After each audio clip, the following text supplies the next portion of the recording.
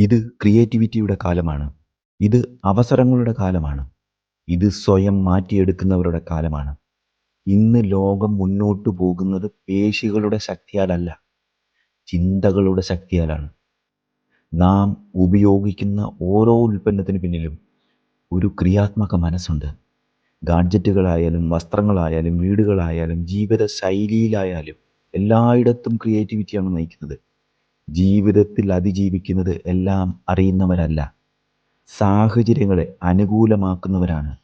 ജോലിയിലായാലും കുടുംബത്തിലായാലും പ്രശ്നങ്ങളെ അവസരങ്ങളാക്കാൻ കഴിയുന്നവർക്ക് മാത്രമാണ് നിലനിൽപ്പ്. ക്രിയേറ്റീവ് അല്ലെങ്കിൽ നാം നേരിടുന്ന ഓരോ സാഹചര്യവും നമ്മെ നിരാശയിലേക്കാണ് നയിക്കുക. അതിനാൽ തിങ്ക് ക്രിയേറ്റീവ് എന്ന ശാസ്ത്രീയ പഠന ക്ലാസ് അതിജീവനത്തിനുള്ളതാണ്. ക്രിയേറ്റിവിറ്റി എന്നത് ജന്മസിദ്ധമായ കഴിവല്ല, അത് വളർത്തിയെടുക്കാവുന്ന ശക്തിയാണ്. സൈക്കോളജി, യോഗശാസ്ത്രം, നേച്ചുറോപ്പതി, ആർട്ട് തെറാപ്പി എന്നീ ശാസ്ത്രങ്ങളെ അടിസ്ഥാനമാക്കിയാണ് ഈ പരിശീലനം. ഇപ്പോൾ സ്വയം ചോദിക്കുക, എന്തുകൊണ്ടാണ് എനിക്ക് പുതിയ ആശയങ്ങൾ തോന്നാത്തത്? ചിന്തകൾ എന്നത് നമ്മുടെ ഉള്ളിൽ ഉയരുന്ന തോന്നലുകളാണ്. അവ ചിത്രങ്ങളായിട്ടാണ് മനസ്സിൽ രൂപപ്പെടുന്നത്. ചിന്തകൾക്ക് വികാരങ്ങളുണ്ട്.